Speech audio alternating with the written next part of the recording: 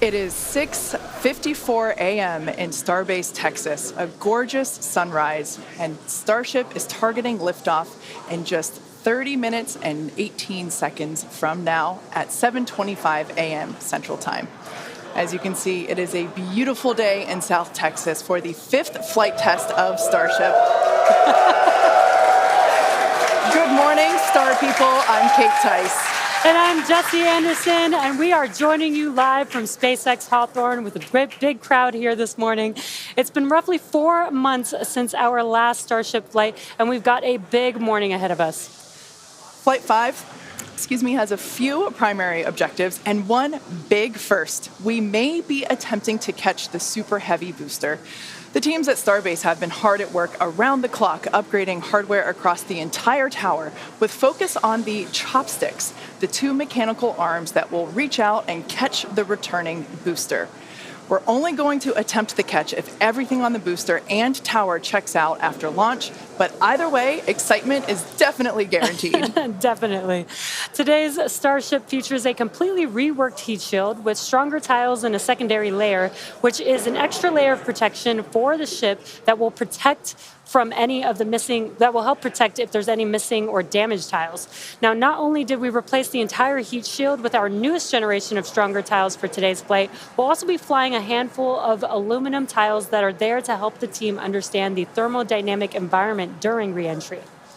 If you were with us for Flight 4, you'll know how hard those heat shield tiles worked during the ship's re-entry. Did they ever? As you can see there, they worked incredibly hard. This big heat shield rework that we're talking about promises to increase the likelihood of Starship being better protected during controlled re-entry as it heads towards its flip maneuver and landing burn for a soft splashdown on target in the Indian Ocean, just like we did in Flight 4. And we'll have to wait and see, keep your fingers crossed, but we may have some new views in store for you today as well. Right, like all test flights, we want to learn as much as possible, and views of Starship during all phases of flight help us to keep improving the vehicle for recovery and reuse. Now, thinking forward to when Starship is flying regularly, it will take the heaviest payloads to space, land humans on the moon again after more than half a century, and ultimately fly people further into space than ever before. And getting there will require us to rapidly iterate and fly often, which is why we're working so hard to scale operations at Starbase. Yeah, the faster that we learn now, the faster we can improve and evolve Starship to achieve reliable flights and rapid reusability. We've been designing this vehicle from day one to realize a vision of having an entire city of people on Mars, something we know will take launching millions of pounds of cargo and equipment into space spread across thousands of flights. This future will require many Starships that can fly again and again, and today's flight is a critical step on that path. So buckle up your seatbelts because here we go. The moon and Mars are not nearly as far in the future as you may think. In fact, we're planning to send Starships to Mars as soon as 2026. You might be familiar with the Starlink logo, and there you can see it on your screen. It's an iconic representation of the Mars Transfer Orbit, also called the Home and Transfer Orbit. This is how fundamental Mars is to SpaceX. This transfer window, or a time when the Earth and Mars are the closest to each other, opens every 26 months and is only open for about 2 to 3 months at a time for a vehicle with Starship's power. And it just so happens that the next Mars transfer window opens in 2 years towards the end of 2026. Yeah, lining up a launch to Mars is similar to how we launched to the International Space Station, where we time launches to match the station's orbit. If we didn't do this, we'd need more propellant and more time to get there. Exactly. So the first opportunity that we have to fly Starships to Mars, we plan on doing it. These first flights to Mars will be uncrewed and will test the reliability of landing intact.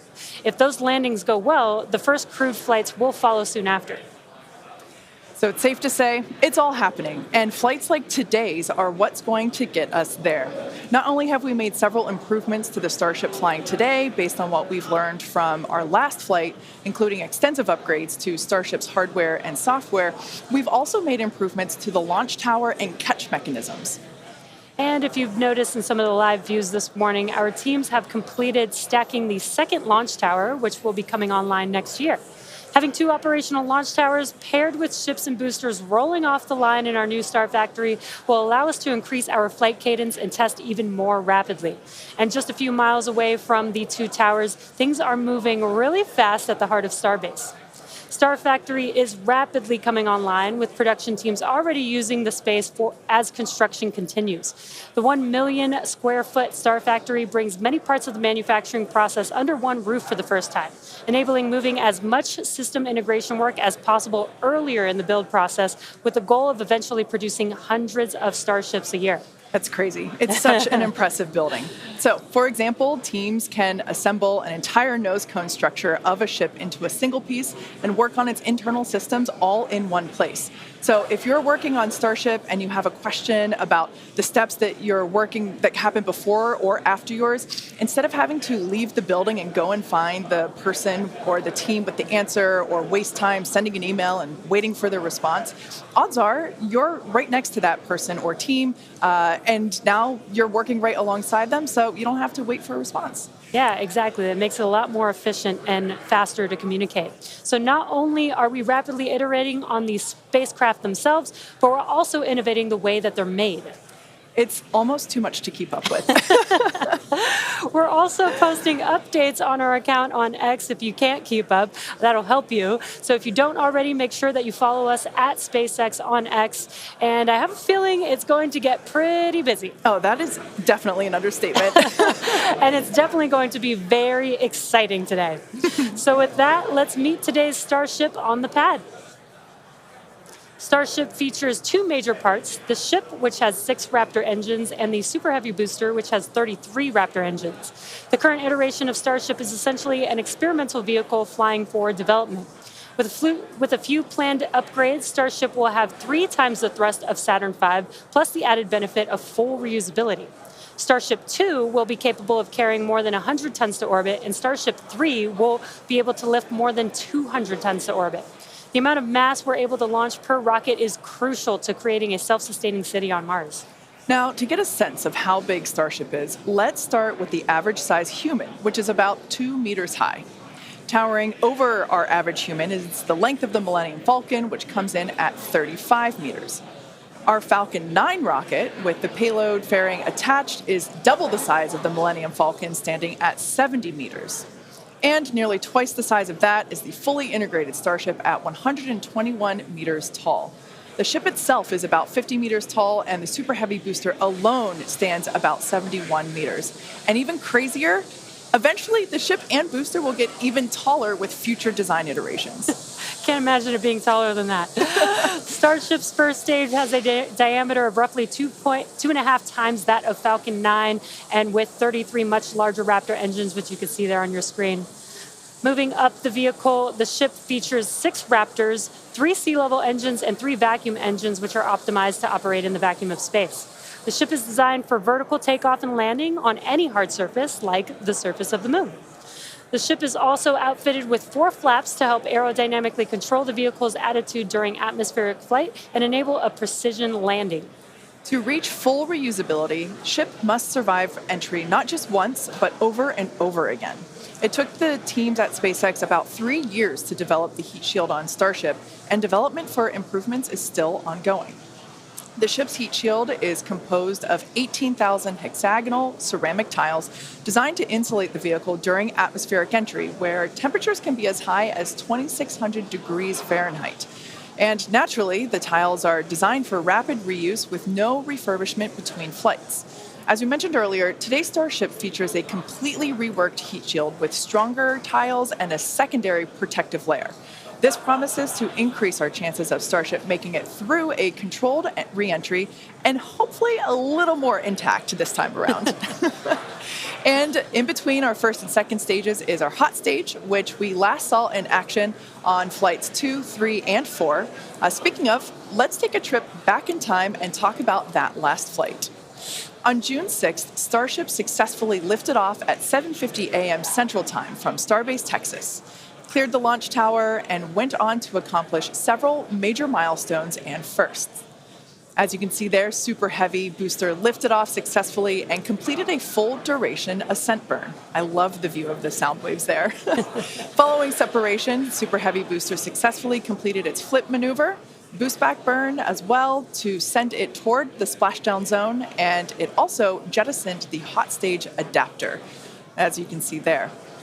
We don't have to jettison that adapter in future iterations because it'll be a different design. Now, as you can see here, the booster is returning back to Earth using those hypersonic grid fins to steer it towards a precise landing in the Gulf of Mexico.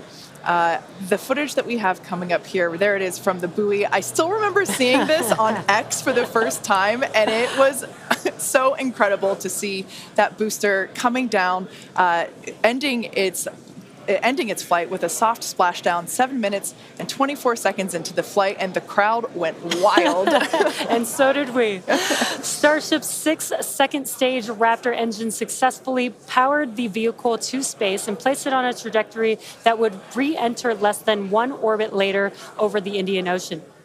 And following a coast phase in space, Starship re-entered the Earth's atmosphere, successfully making it through the phases of peak heating and max aerodynamic pressure, and demonstrating the ability to control the vehicle using its flaps while descending through the atmosphere at hypersonic speeds. And of course, Starlink on Starship once again enabled real-time telemetry and live high-definition video throughout every phase of entry, with external cameras providing views all the way to the flight's conclusion.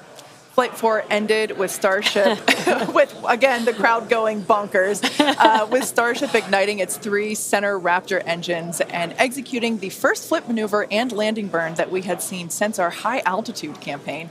And that was followed by a soft splashdown of the ship in the Indian Ocean 1 hour and 6 minutes later. And we were all glued to the monitors, watching the little flap that could the whole way down. Seeing the landing burn and splashdown was an incredible moment for the entire SpaceX team, and we'll be looking out for many more of these incredible moments today. All right, so while today's mission profile is similar to Flight 4, we got a couple new test objectives, including catching the booster back at the launch tower. In about 18 minutes from now, Super Heavy will ignite its 33 Raptor engines and lift off from Starbase. A little more than 2.5 minutes into flight, the Super Heavy booster will separate from the ship in a hot stage separation. After that separation, the booster will perform a flip maneuver followed by a boost back burn. And about 2 seconds after that burn ends, we'll jettison the booster's hot stage. As it heads back towards the ground, the booster will either attempt a landing, will have a landing burn, but then will either return to the tower or splashing down in the Gulf of Mexico. Meanwhile, the ship's engines will remain lit for just under 6 minutes during its ascent phase before shutting down for the coast. The ship will coast for about 40 minutes or so, reaching a peak altitude of about 213 kilometers. After that coast phase, the ship will be attempting a controlled re-entry, including a flip maneuver and landing burn, like we saw on Flight 4, just before splashing down in the Indian Ocean. Now, we say attempting because, again, this is just a test and nothing is guaranteed. Except excitement. Well, of course there is that. Now, both the booster and ship have to contend with some extreme conditions on re-entry, which is where those heat shield tiles will be put to the test. For this flight test, we do not expect to recover any hardware from the ship. With the exception of Falcon, this is no different than what happens to most rockets flying today that are expended, meaning that they fall into the ocean after completing their mission. Eventually, we will return and reuse Super Heavy boosters and Starships as we do today with Falcon 9 and Falcon Heavy boosters. And in fact, we've landed Falcon boosters 352 times to date. Oh, man, I hear you say that number, and that is just wild. I still remember the night, or at least most of the night, that Falcon landed for the first time, and it still feels like yesterday. Yeah, definitely one of my favorite moments at SpaceX. And returning Super Heavy promises to be an even more impressive sight and a huge moment on the road to rapid reusability. Yeah, speaking of rapid reusability, future Starship designs will give Super Heavy boosters a lighter weight and integrated hot stage intended for full reusability, which will mitigate the need to jettison the hot stage like we'll do today. Similarly, even though ship recovery is not expected, the telemetry and data we receive all the way to the end is what we're what we're looking for, and is what will get us to a rapidly reusable Starship of the future. Yeah, exactly. In other words, just like previous Starship flights, the payload for this mission is the data. All right. Now that we have a handle on today's flight test, let's check in with Dan, who is right in the middle of the action. He's just a few kilometers from Starship on the pad. How's it going, Dan? It's going great, Jesse. Welcome back to Starbase, everybody. It's been far too long. Little change of scenery this time. Right behind me is the Launch Control Center, where our flight controllers are counting down to our liftoff at 7:25 a.m. Central. We are a little bit later in our window. The main reason is we're working to clear out the range. Have not been tracking any technical issues so far to preclude that launch. So 7:25 a.m. Central, 12:25 UTC is what we're marching down to. As you can see, we're actively loading propellants onboard Super Heavy and Starship. Liquid methane for your fuel, liquid oxygen for the oxidizer. Prop load on the ship started at about T-minus 49 minutes, booster at T-minus 40 minutes. We're going to keep loading propellants on those vehicles right down to the wire. Ship will close out at about 3 minutes and 20 seconds before T0, and then booster just about 30 seconds later. Now, with our startup sequence, it's going to look very similar to what you saw on Flight 4. We already tested it with this booster and its static fire. We're going to see the Raptors start to make fire at about T-minus 3 seconds, and then we'll start them up in 3 different banks. The first inner 13 will fire, and then about a second later, 15 of the outer ring engines, and then about 0.8 of a second after that, those final 5. Another reminder, if we need to hold, we have a built-in spot at T-minus 40 seconds. We can hold for stuff like if we need to finish clearing the range or if any other technical issues pop up, just kind of in the last second. But if there's nothing holding us back, we're going to go right past that and go down to 0. So, I mean, as of right now, we're just under 14 minutes away from liftoff, not working any technical issues. Range is expected to clear. We're just clearing out a few more boats. And as you can see, the weather is perfect. We had 100% go for launch from the weather officer, so that was pretty unprecedented and something we really like to hear. If we're not able to go today, since we are loading prop, it would likely be about 48 hours before our next attempt. But good thing we're going to launch today. Really looking forward to being able to turn around and see it this time. Counting down to 7:25 a.m. Central, and I'll see you guys in a couple of minutes. I'll send it back to you in Hawthorne. Thanks, Dan. Now, one of the most exciting objectives for Flight 5 today is attempting to return the booster to the launch site that you see right there, and it will be caught by the tower. We refer to this simply as booster catch. As you've heard us say, Starship and Super Heavy are designed to be rapidly reused, which is why we've developed a novel way of returning the vehicles that leverages the same hardware we use for stacking ahead of flight. Right now, when we recover our Falcon boosters, they either return to a separate landing zone on land or to a drone ship in the ocean, both of which require time to transport the vehicle back to the launch site. In order for us to achieve truly rapid reusability, we need a quicker turnaround. And you can't get much faster than returning the launch vehicle right back to the launch site where it needs to be in order to launch again. For today's booster catch attempt, while there are thousands of criteria that need to be met, there are 3 primary gates that will be in play. In order to proceed, automated checks have to indicate we have a healthy booster and a healthy tower, and the flight director must issue a manual command, which is informed by manual checks from the flight control team. If this command is not sent prior to the completion of the boost back burn, or if automated health checks show unacceptable conditions with Super Heavy or the tower, the booster will default to a trajectory that takes it to a landing burn and soft splashdown in the Gulf of Mexico.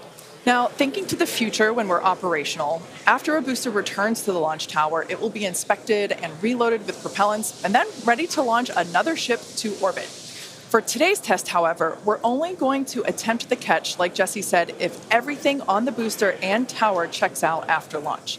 And of course, we will let you know as soon as we know if it's a go. And we're going to be listening very keenly for that call out. Now, as always, we accept no compromises when it comes to the safety of the public and our team. So to that end, the area all around the pad and the flight path are cleared well in advance. Exactly. A lot of things have to go right in order to line up the booster catch. So don't be surprised if we don't attempt the catch today. Either way, today's flight will generate data that will continue to inform our future flights and help us get to that operational cadence. Yeah. Oh, you can't forget what else it will generate.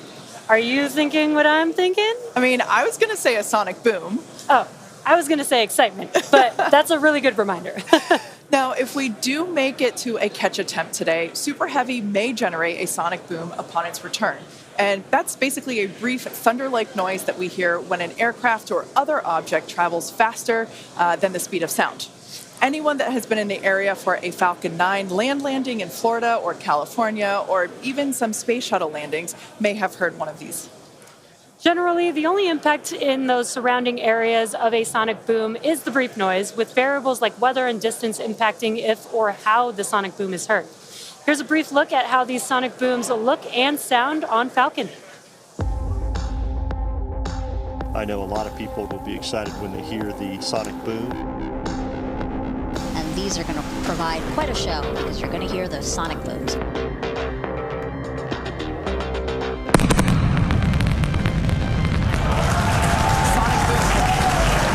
Booster landing leg deployed.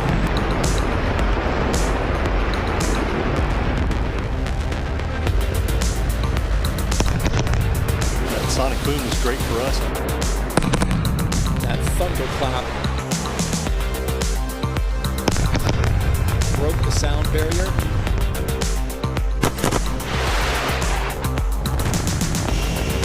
Side booster separation confirmed.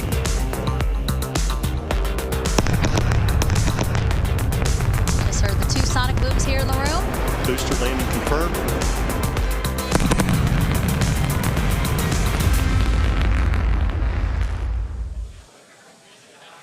As our test flights continue, we plan to demonstrate ship-to-ship propellant transfer, which will be important in preparation for Starship taking astronauts to the moon as part of NASA's Artemis program. SpaceX will perform one uncrewed demonstration flight before NASA's Artemis 3 mission, which will be the first human surface expedition since 1972. Also, in preparation for missions to the moon and Mars, we're gaining tons of knowledge from our human spaceflight missions, including free flyer flights like our recent commercial astronaut mission, Polaris Dawn.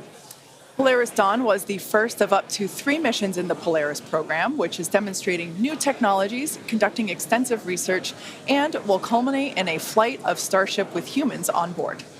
After nearly 5 days in orbit, Dragon and the 4-person Polaris Dawn crew safely splashed down on September 15th off the coast of Florida, completing the first human spaceflight mission of the Polaris program.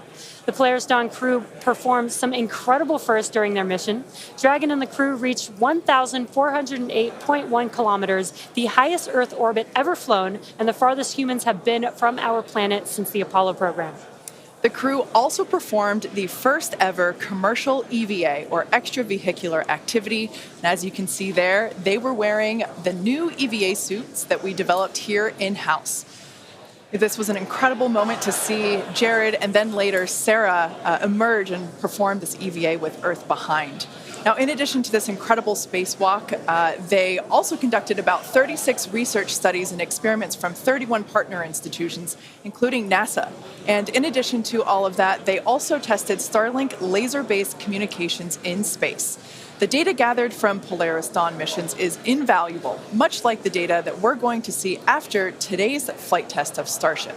So we're coming down to T-minus about 7 minutes. Let's check in with Dan. Hey, thanks, Kate. So yeah, we're right at about 7 minutes away from launch. The main thing we are still working is that range clear. Again, we have to make sure boats, airspace, everything is cleared out of the way for our ascent corridor, basically the Gulf of Mexico, where we're launching through before we can actually launch. And so we're working on clearing out just a few more boats. We do have a window, remember. So if we end up holding at like a T-minus 40 seconds, we can hold for several minutes, allow those boats to get out of the way, and then we can launch. Our window is from 7 to 7:30 Central, so we don't have a huge amount of time today, but we do have some margin if we need to work with it to still get off the ground today. For now, though, we're coming up on finishing prop load on both vehicles. Header tanks are pretty much topped out on the ship. Those are going to be used for its landing burn. And again, we're going to be closing out all of the prop load at about T-minus 3 minutes, 20 seconds for the ship, and then just 30 seconds later for booster. One kind of cool thing to talk about, so the folks in launch control behind me, after liftoff, they're going to have some pretty special tasks today if we're going to go through with the catch. They're going to be doing some really detailed inspections just visually of all of the different tower systems, a lot of those things that we upgraded, just to make sure that we are in the right posture to actually proceed with the catch. So they'll be working kind of fast and furious behind the scenes to inform the flight director's manual command to send the booster back. So if we hear that command being sent, that's going to be just the roof's going to come off. That's going to be a really exciting moment. So otherwise, if we don't go today, as you guys talked about, there is a chance, and if we don't send the booster back, we'll do a landing burn and a splashdown in the Gulf, and then that's just another landing burn to gather more data, learn more lessons from, and then we'll come back and try the catch again on the next one. But as of right now, we're coming up on 5 minutes. There is a chance that we'll hold or extend into the end of our window, so don't be surprised if that ends up happening. But if those boats do get out of the way, we are just about 5 minutes away from launch. So I'll check back in just a moment, but back over to you, Kate and Jesse. Thanks, Dan. Our rapid iterative development approach has been the basis for all of SpaceX's major innovative advancements, including Falcon, Dragon, and Starlink. Today, we're testing hardware and systems, and we need to know how they perform under the most extreme conditions. We'd much rather find the bugs now during testing than later on when there's more on the line. And to reiterate, while we do determine an acceptable level of technical risk on our vehicle and pad in order to learn as fast as possible, we accept no compromises when it comes to the safety of the public or our team. So that is to say, this is only the fifth of many future flight tests of Starship before it becomes fully operational. You might remember the Starlink panels that are incorporated into Starship, and you can see them there on your screen, those rectangular panels on Starship's nose cone. Starlink brings us the epic views in space and on re-entry, and also helps deliver us the critical flight data engineers need to continue development. In addition to enabling our rapid iteration on Starship, Starlink is also enabling life-saving communication here on Earth. SpaceX is sending tens of thousands of Starlink kits in response to Hurricanes Helene and Milton, and providing free service through the end of the year to support recovery efforts. The Starlink team also worked with T-Mobile to activate our direct-to-cell satellites to provide basic texting on T-Mobile and emergency alerts for all phones and carriers of those in affected areas. If a phone connects to a Starlink satellite, it will have 1 to 2 bars of signal and show T-Mobile SpaceX in the network name. SpaceX's direct-to-cell constellation has not been fully deployed, so these services are being delivered on a best effort basis. Starlink is enabling life-saving communication here on Earth and continues to help us push the limits in space. In the short term, by providing great views and real-time data on our next few flights, particularly through re-entry, which historically is a blackout period for all communications.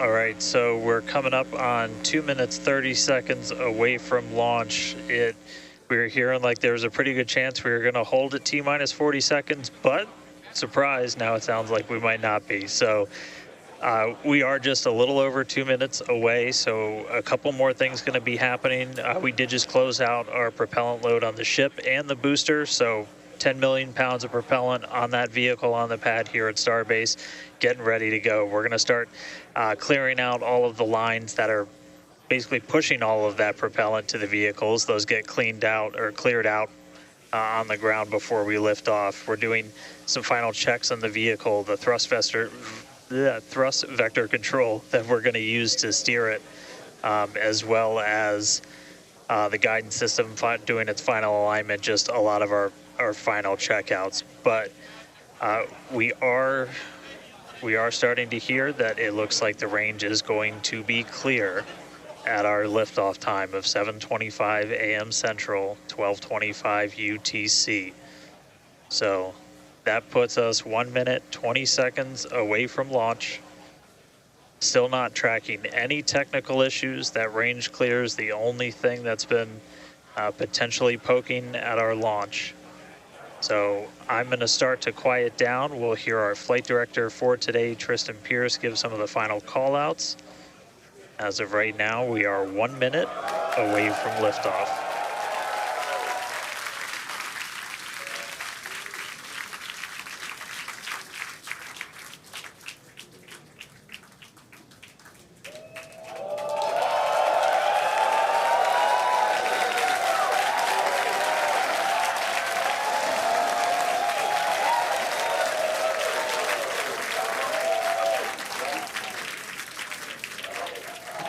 Flight directors go for launch.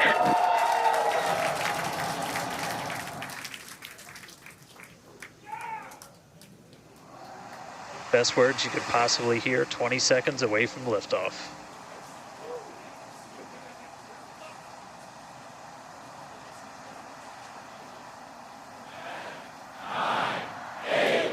T-minus 5, 4, 3, 2, 1.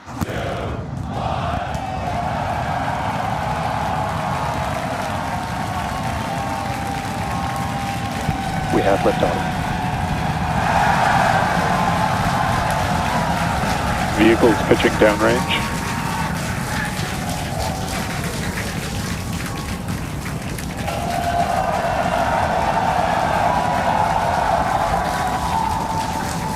Booster after chamber pressure nominal.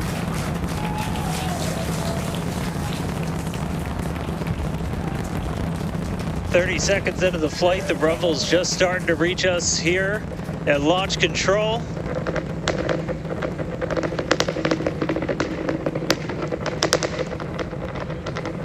Booster and ship, That avionics is the power and sound telemetry nominal. of 33 Raptor engines.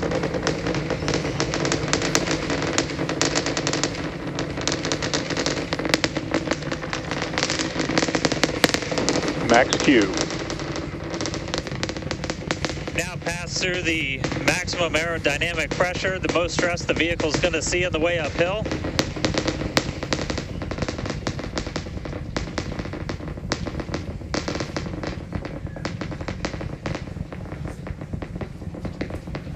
All right, our next major milestone coming up, it's going to be hot staging. We're going to see the engines ignite on ship to push it away from the booster.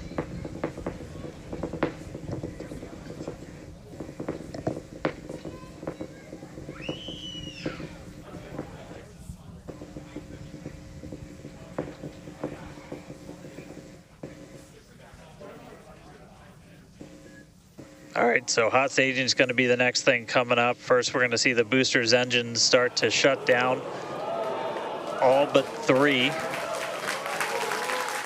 We're going to do what's called most engines cut off instead of main engine cut off, because 3 are going to keep going, and then we're going to see the engines on ship ignite.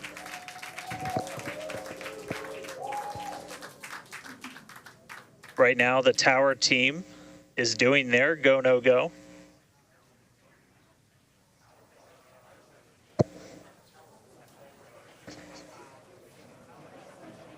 And we might hear some really good words soon, too. All right. Can still see it up behind me. That is one of the most gorgeous things I've ever seen in my entire life. Coming up on hot staging next. Ship engine There's startup. most engines cut off. Stage separation. Booster Stage separation. separation, Startup. hot stage separation confirmed. Ship under its own power. I'm seeing 6 out of 6 Raptors lit. Hopefully I got a booster on the way back to me. I'm going to send it to you guys in Hawthorne. Oh man, that was absolutely incredible. I loved how the Chamber pressure is nominal. crowd here in Hawthorne all went ooh at that first view of the blue flames from the booster. As you can see there, first stage currently performing, is now making its way back to the launch site. Again, we are... Ship avionics power and telemetry nominal. The booster and the tower are both performing automated checks to make sure we are go for the booster to return to the launch pad for that catch. And once those are complete, the flight director... Booster boost back burn shutdown. Flight directors go for booster return. And we did hear that the tower is go for catch. So that was one of the big criteria we were looking for. This view We'll here. wait to hear that the go for catch has been sent. Beautiful view here from the ship. And so exciting to hear that we got a go for booster catch. That means it's going to be a really exciting morning. Again, the booster is making its way back towards now land in order to make that catch attempt in the tower. So incredible to see these views. You can see the ship on the right-hand side of your screen. All 6 Raptor engines are under full power. Once again, the booster is making its way back to the launch site. We are going to try and catch it using the chopsticks on the launch tower, the exact same tower that it just launched from just, 5 minutes ago. Yeah, and the booster. Starship on nominal Guys, trajectory. I can confirm the command was sent for the booster to come back. That is So I'm incredible looking news. up right now. It's pretty much right overhead of us, and we can see it starting to come down. I can't wait for us to hear the sonic boom through Dan's mic. Right. That is going to be incredible. It was so cool to hear the liftoff. And so once again, a successful on-time liftoff of Starship Flight 5. The ship has separated from the booster. The booster is there on your screen. It is making its way back to the launch site. We are going to attempt the catch using the chopsticks. We did hear the confirmation that the command was sent to the tower. We are go for catch. And in order to... And guys, we should just be about 30 seconds away from our landing burn. It's going to happen in 3 phases. We're going to land 13 engines, burn off all of that velocity. Oh, we can see it coming down through the plume. Booster coming in hot for booster catch. We're going to ignite 13 of those Raptor engines, and this view is incredible right now. You can see how fast this vehicle is moving on the left-hand screen. Landing burn has 13 been engines. ignited. We're now down to 3 Raptor engines. We can see those chopsticks now in view.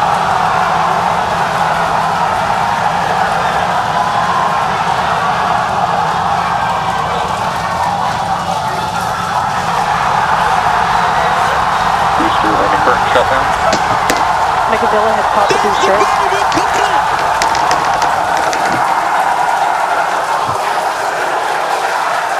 This is absolutely insane.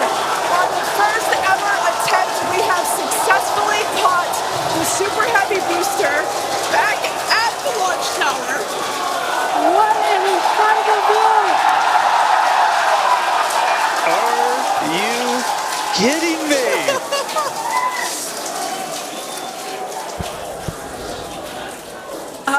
Dan, Wow. I don't know about you, but we're losing our stuff up Starship here. in terminal bed. Guys, I'm sorry. Like, even in this day and age, what we just saw, that looked like magic.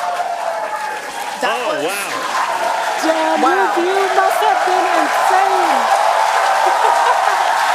We are still going wild over here over this. Folks, this is a day for the engineering history books. This is a live view of the Super Heavy booster as it has just been successfully caught back at the very same launch tower that it just came from. Dan, I love this. You are reflecting exactly what everybody else here in Hawthorne, except maybe a little bit more because you got to see it with your own eyes. How was that? Ship We window got cut off. it. Well, I mean, like, I can't even describe that. Oh, by the way, ship, main engine cut off, ship's in orbit, but I am like shaking right now. That was, Yeah, This is not, Yeah, I mean, let's check in on ship. it's hard to believe that. Starship nominal orbit insertion. All right, exciting news there. It's hard to believe that, booster isn't the only excitement that we have today. Just confirmation there. A gorgeous view of planet Earth behind the ship. Saved. And it is now in the orbit that we expected it to. This is just an incredible day. Live views there as the booster vents, some pressures there. That is a live view from the top of the tower looking at the chopsticks. I am still in disbelief. I'm trying to catch my tears just like the chopsticks caught the booster. It has been nonstop since liftoff. And we are all so excited about everything that's been happening so far this morning. With the booster having completed its job for today, we are going to take a short break for the next 30 minutes. We'll return back at T plus 40 minutes while the ship continues to coast before re-entry. Oh man, and as with previous flights, Starlink may actually enable us to talk with the ship through re-entry with no communication blackout. We, of course, are still testing Starlink during this phase of flight, so nothing is certain. But if we do have views, we'll be sure to bring those to you live. Views or no views, we'll see you back here at T plus 40 minutes for coverage of Starship's re-entry, flip maneuver, landing burn, and splashdown.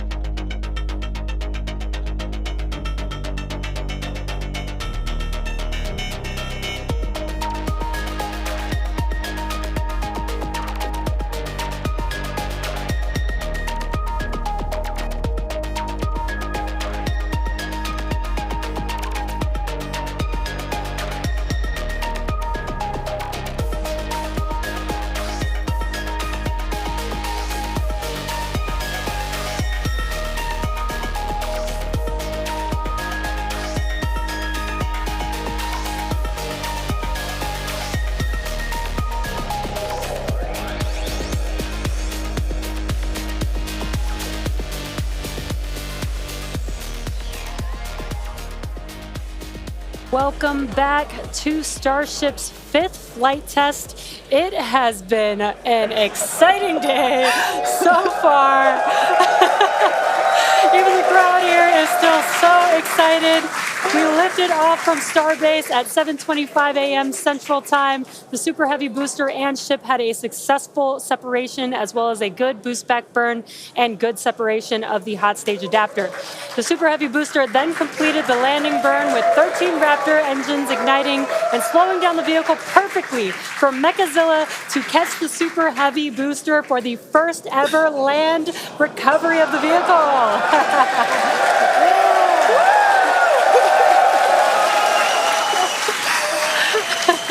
Now, it is insane to think that we're not done yet. We still have, in about 48 minutes, the ship will re-enter. All the flaps that will today, not that could. The ship will re-enter the Earth's atmosphere. Now, as a reminder, one of the main goals of today's test flight is for the ship to make it through the extreme heat of re-entry and to do so in a controlled manner. We learned a lot about this phase during Flight 4 and, as a result, completely reworked the heat shield, but more on all that in just a minute. Now, re-entry is typically a portion of flight where we don't have communications with the spacecraft because re-entering, it'll be re-entering at about 8 kilometers per second, or about 5 miles per second of roughly orbital velocity. Now, those speeds, the spacecraft moving through the atmosphere results in friction and creates a plasma field around the vehicle. We saw this in action on Flight 4 thanks to Starlink, and wow, it was breathtaking. The blanket of plasma ends up distorting communication frequencies, so it's not uncommon to experience brief blackouts in communication, but hopefully that's not the case today. And Kate, that's where Starlink has just kind of been just the unsung hero and the MVP of this test campaign. I mean, it's able to give us data, not just awesome video, but also data in real time as we're going through reentry. I mean, this is something that throughout the history of spaceflight just hasn't been possible. And this is an environment that is so unforgiving, so hard to model, so hard to understand. And for the first time ever, we're able to literally watch as it unfolds in real time, get that data in real time.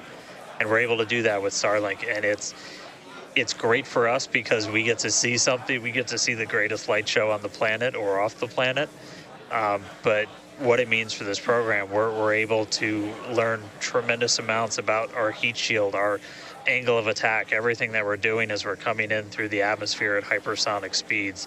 And it's you can't just thank it enough. And also, special shout out, you're going to see some additional flap camera views. We've got a really amazing team of avionics, cameras, electronics, software people who made all that possible. And so hopefully they're going to give us an even better show on the way in today as we're coming in at about 5 times the speed of sound. Yeah, those flaps, Dan, that you see there, that's what's helping. Starship is in a good attitude for entry, approaching the entry interface. And some good call-outs there, preparing for re-entry for Starship. And again, that's what Dan was mentioning, those flaps on the vehicle. And if you've been watching us for the last few minutes, you could see that the flaps were rotating around and helping orient the vehicle as it prepares for the beginning of re-entry today. Yeah, exactly. Re-entry will be enabled by that heat shield that you see on the bottom half. That heat shield is made up of 18,000 hexagonal ceramic tiles, and they are designed to insulate the vehicle during atmospheric entry. At that point in time, temperatures can be as high as 26,000 degrees Fahrenheit or about 1,400 degrees Celsius.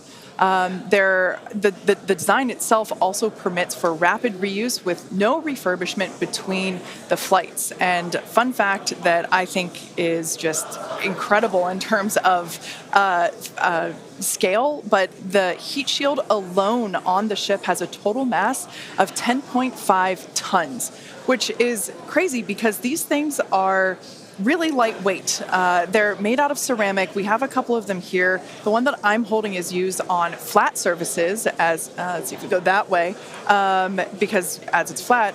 The one that Jesse has is kind of more what you see there on the side.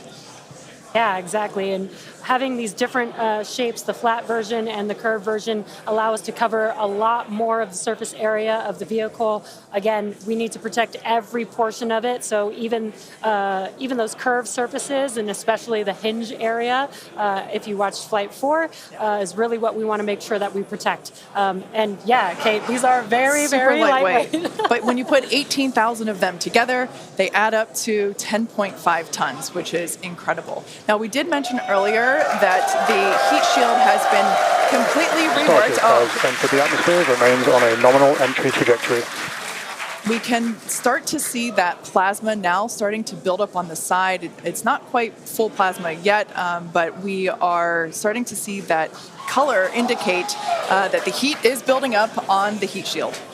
Yeah, this is such a cool sight to see because you really never really have gotten to see this live before Flight 4. Yeah, and as Kate mentioned, it's getting a little more red, as you can see there on your screen. That means that heat is building up, but that's exactly what these heat shield tiles are there for, is to protect against this plasma and this really, really extreme heat that the vehicle is going to see for about the next 10 more minutes or so. Yeah, so the ship will attempt to light the 3 center Raptor engines, and those are the engines that can gimbal or maneuver or point, and they do that to help flip the ship until the engines point down so that it can land using the Raptor's thrust in the ocean. So that will happen after we get through this re-entry period. Again, now starting to see, and we also might start to see the flaps actuate a little bit here as the vehicle controls its roll during re-entry. That was one of the main learning points from Flight 3, was the roll control didn't work quite as well as we wanted it to. We learned that we needed some redundancies, so we added more roll control thrusters, and we'll see those in action as well today, as that was a Flight 3 learning that worked better on Flight 4 and still enabling that same design today. Yeah. Starship has passed through 85 kilometers altitude. Flaps now have control of the vehicle. Great call out, as Kate mentioned, the flaps are controlling the attitude of the vehicle. And I love these views because it looks so calm. Everything is relative, right? So relative to this camera on the ship, it looks so calm and smooth, but the vehicle is traveling extremely fast. You can see the speed on the bottom right-hand corner of your screen. Starship is designed to land on Mars where there are no runways or other humans to help out. So we also want rapid reusability. So we're doing propulsive landing instead of a more traditional means like parachutes. And so we will use the engines on this vehicle to help slow the vehicle down for a vertical landing. Yeah. Now, entry is going to basically happen in 5 phases. The first is low drag, that lasts for about 3 minutes. Next is high heating, and beginning when heating increases above the heat rate breakup limit. That lasts for about 10 minutes. We then have high dynamic pressure. Starship will continue to slow down and experience increased aerodynamic loads during that phase, and that will happen before reaching Mach 1, about a minute after. Starship is approaching the peak heating phase of entry, remains on a nominal trajectory. Okay, so that was phase 2 that he just called out, that I was mentioning. After peak heating is that dynamic pressure around Mach 1, and that will last about a minute after leaving the hypersonic area, and then we go into subsonic, and then, of course, landing burn. Wow, what an incredible view. The colors are so amazing, and the colors actually also tell you a little bit about the temperature that the vehicle is seeing as well. So I think that's pretty cool that we get this amazing live visual. Speaking of live visual, the flap, we have more views, more cameras on board Starship, as Dan mentioned a few minutes ago. We are hoping that all 4 flaps will stay more intact than they did last time. We did make some changes to the design in order to help enable Starship this. is now experiencing peak heating, remains on a nominal entry trajectory. Great news there. that Starship is continuing along the path that we intended it to fly. You can keep track with how fast it's going and how high it is above Earth using the display that is there on the bottom right-hand side of your screen.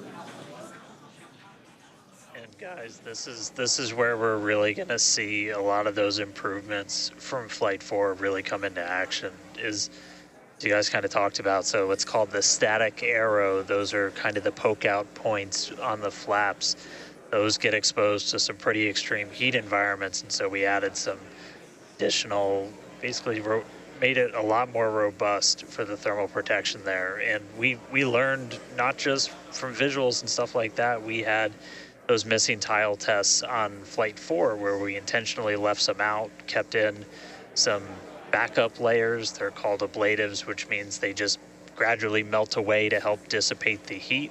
And we've got an entire layer of ablative underneath the tiles on this Starship today. So even if you get a gap in a tile or a tile is broken, anything like that, we've got essentially backup options. And what we're really trying to do today is do an on-target landing. As we lost the flaps, you lose a lot of your control, and so we didn't land right on target last flight.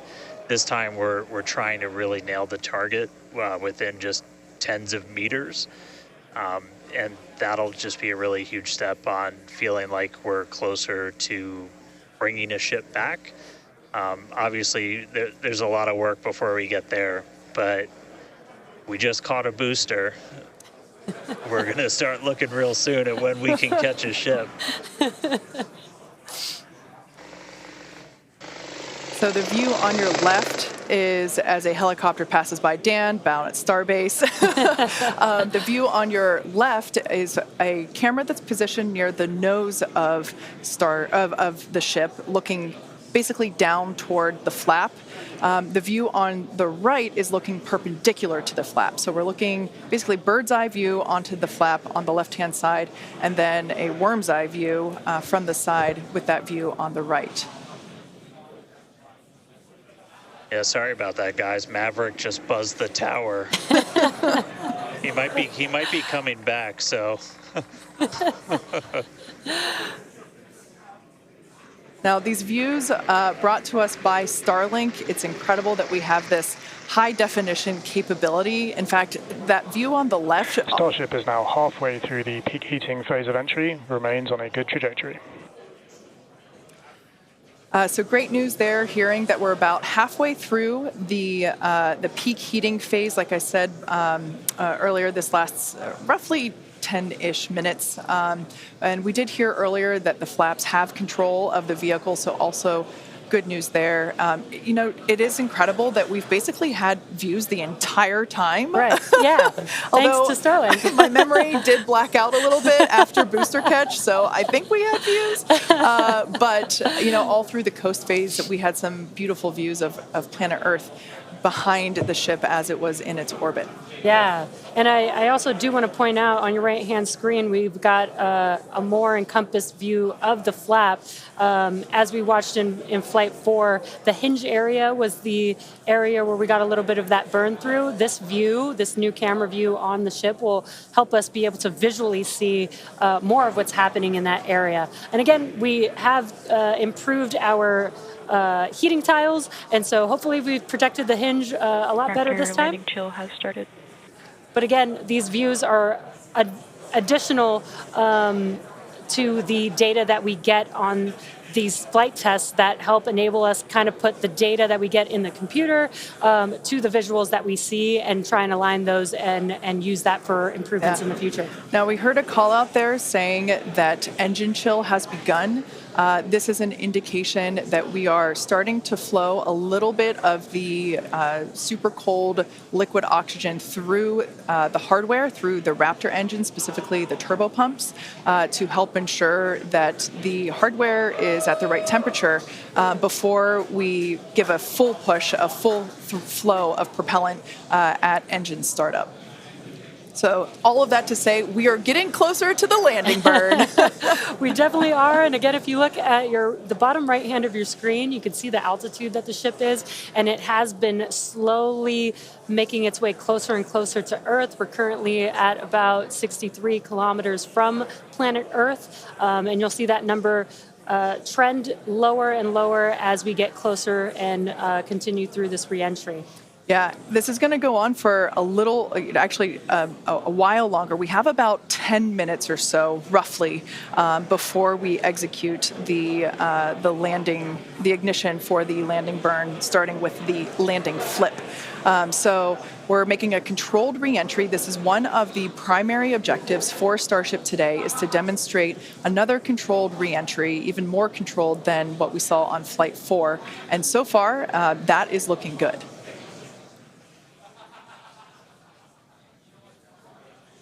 And then as we start to really get lower, we're going to start seeing the atmosphere's effects start to take place, and that's when we'll be dropping our speed down closer to the speed of sound. You'll see the flaps start to maneuver. We were able to do a landing burn on Flight 4, which kind of caught all of us off guard. It was pretty incredible after seeing the flaps survive through. And we're going to try and do another one on this flight today. We tweaked it a little bit, so we're going to try and splash down at a little bit of a gentler angle this time, instead of just kind of hit the water and fall over. And the goal with that is try and keep the ship intact, and then if we're able to then get some additional video of it, again, that's just more data. And everything we can see, everything we can get extra, like a couple extra seconds or minutes of data coming from the ship after Starship has splashdown. passed through the peak heating phase of flight, approaching maximum entry dynamic pressure. All right, we're through peak heating. Coming up is basically max Q part 2, where we're going to hit kind of that part of the curve where we're still moving really fast and the atmosphere is just dense enough that we're feeling the most pressure, but hopefully we're going to start feeling a little bit less heat now.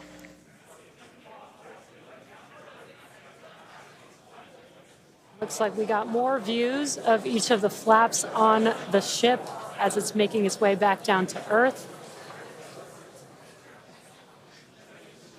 And we did pass through peak heating and still got really good views throughout that whole period. Typically during the highest heat on the vehicle, we tend to build up a lot of plasma, and that's typically when we would lose connection or views of the vehicle. But again, with Starlink, we were able to get some live views throughout that entire process there.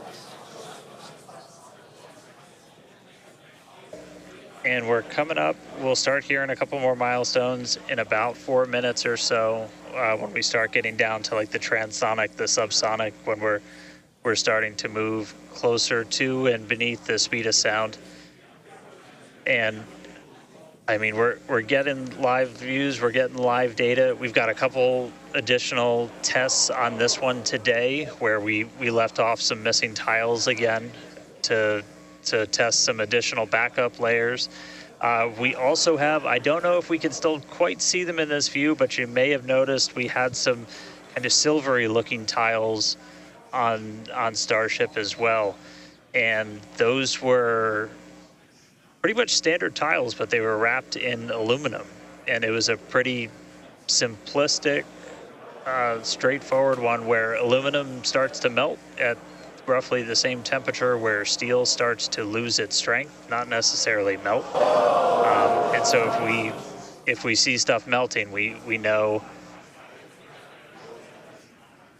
what our steel is going to be exposed to. But yeah, 59 minutes since launch, should be coming up on transonic and everything in just about 3 minutes.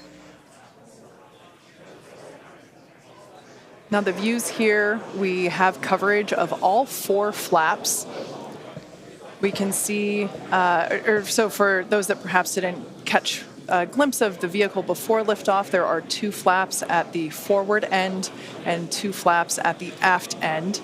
The larger camera view that is there on the right-hand side of your screen, that is a view of one of the aft end or the bottom end flaps. We can start to see some heat buildup and peeking through on one of the flaps there in the top left-hand corner of your screen.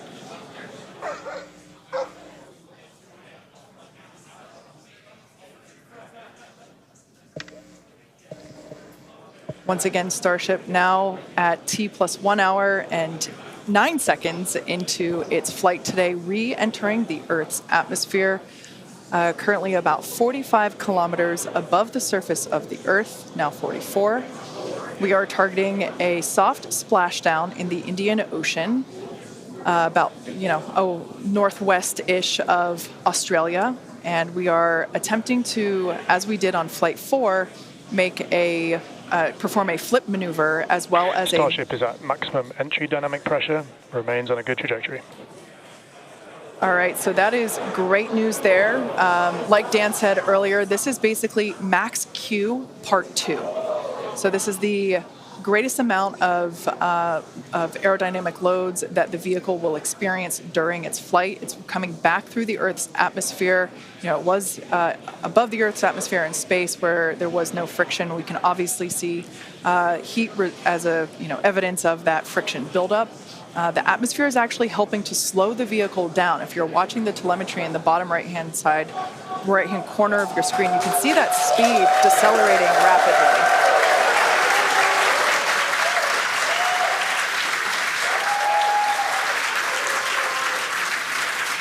Now, the 4 flaps on the ship help steer the vehicle, and one of the main objectives for the ship today is to demonstrate controlled re-entry during this phase of flight, this re-entry phase. Yeah, and we have 6 engines on ship, but we only need 3 of them, the 3 sea-level engines. We will have that flip maneuver happen very close to touching down for splashdown. We'll do that flip maneuver, ignite those engines, slow the vehicle down immediately, and then hopefully have what we call a soft splashdown in the water. It's probably going to feel a little bit harder on the top of the surface of the water, but it'll look pretty gentle. Yeah, and like we said earlier, we hope to have some more views, even of that phase of the flight. So fingers crossed that we can we can bring those to you. We are hoping to splash down softer than we did last time on Flight 4. Right now, Starship continuing to make its descent back to planet Earth. Starship is at Mach 2, remains on a good trajectory. All right, great news there. That tells us that the vehicle is traveling twice the speed of sound. So we will then, the next call out that we'll hear is that it is, traveling about the speed of sound. And then we will hear a call out that that will be the call out that it is transonic. And then we will hear another call out saying that it is subsonic, meaning going slower than the speed of sound. Starship is transonic. There it is. So at this point in time, we say transonic because certain parts of the vehicle, like the flap that you see on your screen, might be experiencing airflow faster than the speed of sound, while other parts of the ship may be experiencing airflow. Starship is in the subsonic belly flop. All right, so now the entire vehicle is traveling slower than the speed of sound, so subsonic. The crowd here at Mission Control Hawthorne also getting excited, just like us. We're awaiting a water landing. We are going to reignite the 3 engines to perform that flip maneuver, and we're basically about a minute and a half, away from the landing flip. Yeah, the crowd's getting excited here as we get closer and closer to splashdown. Again, just about a minute away from the expected splashdown, so we should see a lot happening coming up here shortly. We're currently having a view of one of the flaps, and it is a little bit dark on your screen, but hopefully we'll get some good views of the ship as it makes that flip maneuver and touchdown for splashdown. Yeah, guys, we saw that speed drop like a rock. So we're doing a belly flip right now, or a belly flop right now. That's what's kind of, if you saw the high altitude campaign, that's the unique thing about how Starship comes back. So we've bled off pretty much all of the speed we're going to. We're essentially at terminal velocity. Starship is at 5 kilometers altitude, remains on target. Five to go. Coming up soon. Landing burn.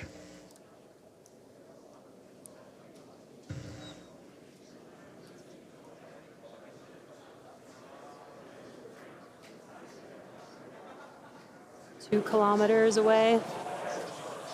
Starship is on target, approaching landing burn startup. So keep an eye on the bottom right-hand side of your screen as well. That will be the indicator when the Raptor engines ignite, if we are unable to see that illumination ourselves. Landing burn startup. What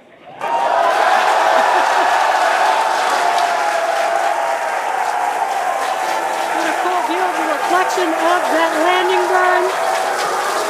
We can see the water just behind the ship.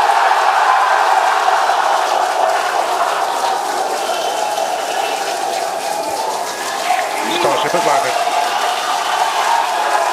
An incredible view. I think it is safe to say we have a ship in the water. Touchdown! That is a live view from the ocean surface. What an incredible end to Starship's journey.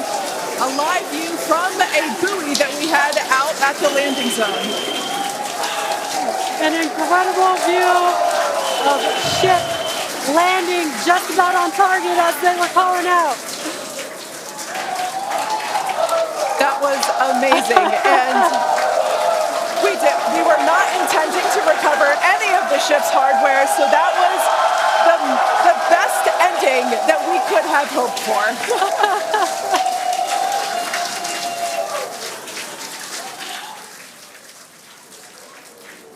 Man, I don't think we're going to be able to get a ton of extra video of the heat shield, but we hit the target. We hit the target. Yeah. I mean, we hit the target because we had these buoys placed in a pretty specific spot, so wow. What a day. I feel like that's what I get to say. What a day. I mean, everything started off today with that launch. We were able to lift off towards the end of our window, 7:25 a.m. Central Time. 33 out of 33 Raptors in the way uphill. Successful hot stage. Booster came back. We watched it come down right behind us. Watched it get caught. And that broke my brain for a while. I'm really happy we had coast for a bit, but that's first ever booster catch, major step on the way to rapid reusability. And ship just gave us one heck of a show, making it through a controlled re-entry this time, flaps intact, made it down to the water. Hey, Starships were meant to fly, and it sure as hell flew today. So let's get ready for the next one. Over to you guys. They were meant to fly, and they were also meant to be caught by Mechazilla. Yeah. It's been such an incredible day today. Congratulations to our teammates and to everyone who supported the Starship program. And thank you to all of our future customers for your support. And we'll also like to thank the people of Cameron County, Texas, as well as the Coast Guard, the Federal Aviation Administration, the Government of Mexico, and the Australian Space Agency. Now be sure to follow SpaceX on X for more updates on today's test flight and, of course, for future Starship news. Today was amazing, but the SpaceX action isn't over yet. Soon Falcon Heavy will launch NASA's Europa Clipper, and we're also going to be returning Dragon back to Earth with NASA's Crew 8 astronauts.